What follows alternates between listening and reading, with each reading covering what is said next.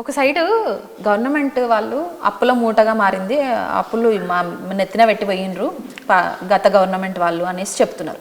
ఇంకోవైపు ఏమో ఫస్ట్ నుంచి చూద్దాం సార్. సో ఫస్ట్ నుంచి బండ్ల మీద ఉన్నటువంటి టీఎస్ నంబర్ని టీజీగా మార్చడం కానీ, ట్రాన్స్పోర్ట్ లోగోని మార్చడం కానీ, మళ్ళీ రాష్ట్ర గీతాన్ని మార్చడం, రాష్ట్రానికి సంబంధించిన చిహ్నాన్ని మార్చడం. సో ఇవన్నీ మనం చూస్తున్నాం, రీసెంట్గా అయినాయి ఇవన్నీ.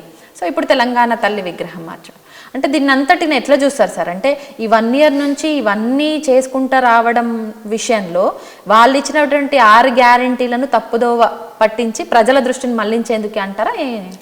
అంటే అక్కడ మాత్రం కొంత రాజకీయంగా మాట్లాడవలసి వస్తే 6 గ్యారంటీలు ఇచ్చినప్పుడు ప్రజలు నమ్మి ఆ ప్రభుత్వం బాగలేదు కనుక ఈ ప్రభుత్వం తెచ్చుకున్నారు. ఈ ప్రభుత్వం ప్రజలకు మేలు చేస్తుందని తెచ్చుకున్నారు. కాబట్టి ఈ ప్రభుత్వం ప్రజల మీద ఏమాత్రం విశ్వాసం, ప్రేమ, అభిమానం ఉన్నా ప్రజలకు ఇచ్చిన 6 గ్యారంటీలు ఎప్పటికప్పుడు నెరవేర్చడానికి ప్రయత్నం చేస్తూ కృషి జరగాలి.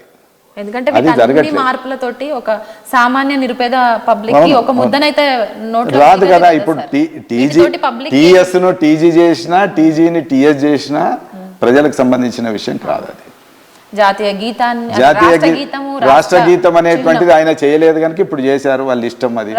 అప్పుడు ఆయన చేయలేదు. చిహ్నం విషయంలో మార్పులు మాత్రం మేము ఖండిస్తున్నాం. చెప్తున్నా కదా, తెలంగాణ అస్తిత్వ ప్రతీకల్ని ఎక్కడ తొలగించినా ఒక కవిగా నేను ఖండిస్తాను. కాకతీయుల కళాతోరణం అది ఇప్పటిది కాదు, 1000 సంవత్సరాల నుంచి ఒక అద్భుతమైనటువంటి తెలంగాణ చరిత్రకు ప్రతీక. రాచరికమే. రాచరిక పోకడ అంటే ఇప్పుడు రెడ్డి ఉందండి, సిద్ధారెడ్డి ఉంది, రెడ్డి ఉంది, ఇది రాచరిక పోకడే. రేవంత్ రెడ్డి ఉంది, అది రాచరిక పోక. రెడ్డి అనేది రేడు నుంచి వచ్చింది కనుక వీళ్ళు తీసేసుకుంటున్నారా? పేరు తీసేసుకుంటున్నారా? మరి తీయాలి. మరి ఎవరు తీస్తున్నారు? ఇవి ఉంటాయి.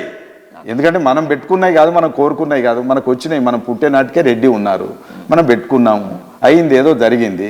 ఈ జరిగినప్పుడు రాచరిక పోకడ 24 గంటల రాచరిక పోకడ పేర్లలో ఉన్నది, మన ప్రవర్తనలో ఉన్నది, మన స్వభావంలో ఉంది. మనకు అన్ని చోట్ల రాచరిక పోకడ ఉంటుంది. ఒక విగ్రహంలో మాత్రం రాచరిక పోకడ అంటే ఏమన్నట్టు? ఇప్పుడు మీరు ఇప్పుడు ఇట్లా చేశారు, ఇప్పుడు ఏ కులానికి అంటగడతారు ఆ తల్లిని? ఆయన ఎవరో మాట్లాడాడు, మందకృష్ణ గారు మాట్లాడారు. ఆయన ఒక ఉద్యమకారుడు, సామాజిక న్యాయం కోసం కొట్లాడుతున్నాడు. ఆయన ఏమన్నాడు? ఇంతకు ముందు ఉన్నది ఎలుమ దొరసాని లెక్క ఉన్నది, ఇప్పుడు రెడ్డి దొరసాని లెక్క ఉన్నది అన్నాడు. అయిపోయి ఇట్లా కులాలకు అంటగట్టుకుంటూ వస్తే ఎక్కడ దాకపోతారు మీరు?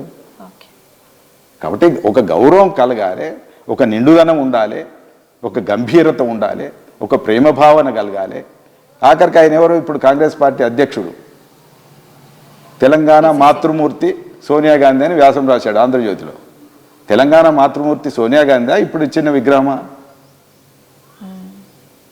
ఇవన్నీ రాజకీయాలు మాట్లాడితే నేనేమంటున్నా అంటే నాకు రాజకీయాలతో పని లేదు, కానీ మీరు ప్రజలకు హామీ ఇచ్చారు కనుక. ఉన్నటువంటి విగ్రహాన్ని చూస్తే అసలు మామూలుగా తెలంగాణ ఆడపడుచులు ఖాళీగా ఉండరు సార్, కానీ ఇప్పుడు ఆడ చూస్తే మాత్రం ఖాళీగా ఉన్నట్టే కనిపిస్తుంది.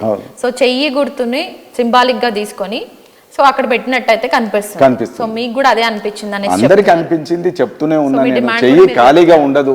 శ్రామిక స్త్రీ, గ్రామీణ స్త్రీ చెయ్యి ఖాళీగా ఇంత తీరిగ్గా ఇంత ధీమాగా ఉండదు. అందులో ఏదో ఒక పనిముట్టు ఉంటుంది. ఏ పనిముట్టు లేకుండా హస్తం గుర్తు పెడితే దాన్ని ఏమంటారు? అయితే మొదట ఈ 6 గ్యారంటీలను అమలు చేసే దిశగా ఈ ప్రభుత్వం కృషి చేయాలి. 7వ గ్యారంటీగా వాళ్ళు ఇంకో మాట కూడా ఇచ్చారు.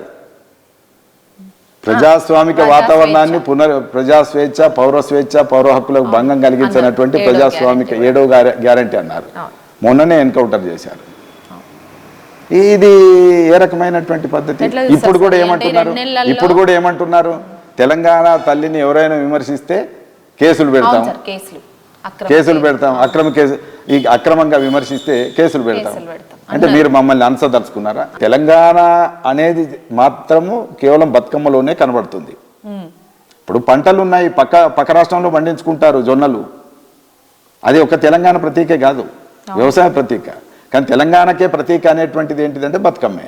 ఆ బతుకమ్మను తొలగించడం అనేటువంటిది నా దృష్టిలో అది పెద్ద తప్పిదం అని నేను అనుకుంటున్నాను. ఇంకో కామెంట్ చేశారు మీరు, సమస్య కాని దాన్ని సమస్య చేసి చూపిస్తారు అంటే ఏంటి సార్? అంటే దేన్ని వీళ్ళు సమస్యగా ఇప్పుడు ఈ మార్పు ఇప్పుడు అవసరం లేదు కదా. మీరు 6 గ్యారంటీలు అమలు చేసి ప్రజలకు మేలు చేయమని వాళ్ళు ఎన్నుకుంటే ఆ ప్రజల దృష్టిని మరల్చడానికి విగ్రహ వివాదం ఒకటి తీసుకొచ్చేసి ఇది కరెక్టా అది కరెక్టా, ఈ కవి కరెక్టా ఆ కవి కరెక్టా, ఈ కవుల మధ్యన కొట్లాట, ఈ భావుకుల మధ్యన కొట్లాట, ఇవన్నీ అవసరమా?